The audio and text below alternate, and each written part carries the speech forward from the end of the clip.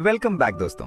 आज हम बात करने वाले हैं रेनेगेड इमॉर्टल के एक ऐसे ट्रेजर के बारे में जो पहले देखने में बिल्कुल नॉर्मल लगता है, लेकिन धीरे धीरे पूरी कल्टीवेशन वर्ल्ड को हिला देता है। एक छोटी सी स्टोन बीड, न कोई डिवाइन लाइट, न कोई ओवरपावरिंग ऑरा, लेकिन जैसे जैसे कहानी आगे बढ़ती है ये बीड सिर्फ एक ट्रेजर नहीं रहती, बल्कि वैंग लिन की डेस्टिनी का कोर बन जाती है। तो आज की वीडियो में हम जानेंगे हेवन डिफाइंग बीड के बारे में। ये कैसे काम करती है, क्यों ये इतनी डेंजरस और स्पेशल है, और क्यों इसे डेस्टिनी को चैलेंज करने वाला ट्रेजर कहा जाता है। चलिए अब आते हैं मेन टॉपिक पर। हेवन डिफाइंग बीड वैंग लिन को रेनेगेड इमॉर्टल के बिल्कुल शुरुआत में मिलती है, और पहली नजर में ये सिर्फ एक आम सी स्टोन बीड लगती है। न कोई चमक, न कोई डिवाइन प्रेजेंस। उस वक्त ना वैंग लिन नहीं कोई और ये समझ पाता है कि ये छोटी सी बीड उसके पूरे कल्टीवेशन जर्नी की बुनियाद बनने वाली है। जैसे जैसे कहानी आगे बढ़ती है धीरे धीरे ये क्लियर होता जाता है कि हेवन डिफाइंग बीड कोई नॉर्मल ट्रेजर नहीं है। जब भी ये बीड ड्यू या पानी के कांटेक्ट में आती है, वो पानी एक स्पेशल स्पिरिचुअल लिक्विड में बदल जाता है। ये लिक्विड कल्टीवेशन को तेजी से बढ़ाता है और साथ ही बॉडी की यूथ और लाइफ स्पैन को भी प्रिजर्व करता है। इसी वजह से वैंग लिन चाहे ड्रीम स्पेस के अंदर कितना ही लंबा समय गुजार ले, रियल वर्ल्ड में वापस आने पर वो फिर भी यंग ही दिखता है, जैसे वक्त उस पर असर ही नहीं कर पाता। जब हेवन डिफाइंग बीड पूरी तरह वाटर एलिमेंट को अब्सॉर्ब कर लेती है, तब उसके अंदर एक ड्रीम स्पेस एक्टिवेट होता है। ये कोई इल्यूजन नहीं होता, बल्कि एक रियल कल्टीवेशन स्पेस होता है जहां टाइम का फ्लो बिल्कुल अलग होता है। बाहर का 1 घंटा अंदर के 10 घंटों के बराबर होता है। शुरुआत में वैंग लिन सिर्फ लिमिटेड टाइम के लिए ही इस स्पेस में रह सकता है, लेकिन जो कल्टीवेशन वो यहाँ करता है वो बिल्कुल रियल होती है। इसी एडवांटेज के चलते वैंग लिन बाकी कल्टीवेटर्स के मुकाबले कहीं ज्यादा फास्ट ग्रो करता है। लेकिन हेवन डिफाइंग बीड इतनी सिंपल भी नहीं है।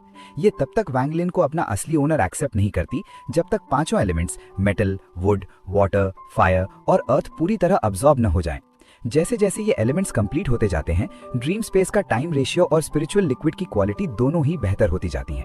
जब 3 एलिमेंट्स कंप्लीट हो जाते हैं, तब वैंग लिन महसूस करता है कि ये liquid almost celestial spiritual energy के लेवल तक पहुंच चुकी है। एक टर्निंग पॉइंट तब आता है जब वैंग लिन का ओरिजिनल बॉडी डिस्ट्रॉय हो जाता है। उस वक्त हेवन डिफाइंग बीड पिघलकर सीधा उसकी सोल के साथ फ्यूज हो जाती है। इसके बाद ये बीड सिर्फ एक एक्सटर्नल ट्रेजर नहीं रहती, बल्कि वैंग लिन के एग्जिस्टेंस का ही एक हिस्सा बन जाती है। ऐसी चीज जिसे ना चुराया जा सकता है और न ही अलग किया जा सकता है। जब पांचों एलिमेंट्स कंप्लीट हो जाते हैं, तब हेवन डिफाइंग बीड एक मिस्टीरियस डोरवे ओपन करती है जो डाओ रिल्म तक ले जाता है। लेकिन ये रास्ता बिल्कुल भी सेफ नहीं होता। इस दरवाजे पर एक भयानक मिस्टिकल हैंड गार्ड करती है, जो अगर यूजर तैयार न हो तो उसे सीधा क्रश करने की कोशिश करती है। डाओ रिल्म में एंट्री सिर्फ पावर गेन करना नहीं होती, बल्कि एक ऐसी एनलाइटनमेंट होती है जो कल्टीवेशन के पूरे कॉन्सेप्ट को ही बदल देती है। डाओ रिल्म के बाद हेवन डिफाइंग बीड के सिंबल्स यिन और यांग में बदल जाते हैं। अब इसके एवोल्यूशन के लिए एक्सट्रीम यिन और एक्सट्रीम यांग की जरूरत होती है।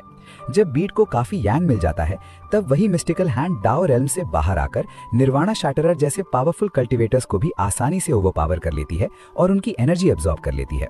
धीरे धीरे ये बात क्लियर होती जाती है कि हेवन डिफाइंग बीड कोई इंडिपेंडेंट ट्रेजर नहीं, बल्कि बाउंड्री कॉम्पास का ही एक हिस्सा है। इसका मतलब ये है कि इसके पीछे एक बहुत ही पुराना और गहरा राज छुपा हुआ है, लेकिन वो राज अभी तक पूरी तरह सामने नहीं आया। चैप्टर 53 में जब वैंग लिन गोल्डन स्पिरिट रूट हासिल करता है और जायंट मस्कीटो को इवॉल्व करता है, तब वो हेवन डिफाइंग बीड के मेटल एलिमेंट को अपग्रेड करने की कोशिश करता है, लेकिन वो फेल हो जाता है। ये फेलियर ये प्रूव करता है कि हेवन डिफाइंग बीड अपनी मर्जी से इवॉल्व होती है। इसके अपने रूल्स हैं, लिमिट्स हैं और शायद एक हायर विल भी है जो अभी तक शैडो में छुपी हुई है। तो दोस्तों, ये थी हेवन डिफाइंग बीड की कहानी। एक ऐसा ट्रेजर जो धीरे धीरे वैंग लिन की पूरी डेस्टिनी को शेप करता चला जाता है। आगे जाकर ये बीड और भी बड़े सीक्रेट्स रिवील करती है, लेकिन उनके लिए हमें थोड़ा और आगे बढ़ना पड़ेगा। अगर आपको ऐसे डिटेल्ड एक्सप्लेनेशन वीडियोस पसंद आते हैं तो चैनल को सब्सक्राइब करना मत भूलना, और कमेंट्स में जरूर बताना आप नेक्स्ट वीडियो किस टॉपिक पर देखना चाहोगे। रेनेगेड इमॉर्टल का कोई और सीक्रेट, वैंग लिन का कोई लेजेंडरी मोमेंट, या फिर किसी और कल्टीवेशन नॉवल का डीप ब्रेकडाउन। मैं आपके कमेंट्स के बेस पर ही नेक्स्ट वीडियो चूज करूंगा। मिलते हैं नेक्स्ट वीडियो में, तब तक बाय।